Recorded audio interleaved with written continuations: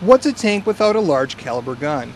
What could be mistaken as an armored personnel carrier with a sunroof is actually a World War II Stuart M5A-1 tank being refurbished by the Fort Snelling Military Museum volunteers.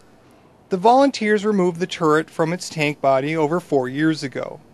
You basically take one thing, fix it, and then move on. But as far as the turret is concerned, you end up having to do the inside with as much stuff out of the turret as you can get out of it so that you have access to nooks and corners and crannies. Otherwise, it gets really tight in there. The tank, nicknamed Hugo, was in terrible condition and parts were either stripped or missing.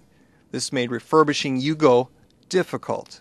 It's a flower pot. I mean, like if you go to Fort Bragg or Fort Bliss, Fort Hood, you'll see all these tanks and other vehicles in front of buildings. They don't run, they don't work, they're flower pots. They're just hood ornaments, and these guys took it and turned it around, made it fully operational, fully functional tank. Okay, you guys all set? Okay. On a gloomy day in May, the Fort Snelling Military Museum volunteers were finally ready for the next step in restoring Hugo. And that step was giving Hugo back its tank hood by reattaching the turret back to its body and making it a whole tank again. It was crucial to keep the turret balanced on the stand to keep it from rolling off. The volunteers used a crane to carefully lift the turret to prevent any damage.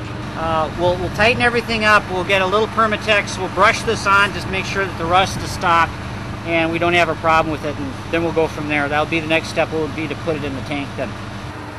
Finally, the crane lowered and kept the turret balanced so it would slide in the tank hull easily. We've spent so much time on this thing. You hate to damage something, you know, at the crowning glory when you're going to put the turret back into the tank. The Fort Snelling Military Museum volunteers still have a little work left to do on the tank, but they're now starting to take it out in public and display it. A little side note on the tank. As you see, the tank comes equipped with one 37mm gun that fires only one round and must be hand-fed from inside the turret. The tank also comes equipped with two 30 caliber machine guns. But enough about the tank. It's raining, I'm hungry. So reporting from the site picture, I'm Staff Sergeant Chris Farley. Hey pal, let's hit drive-through.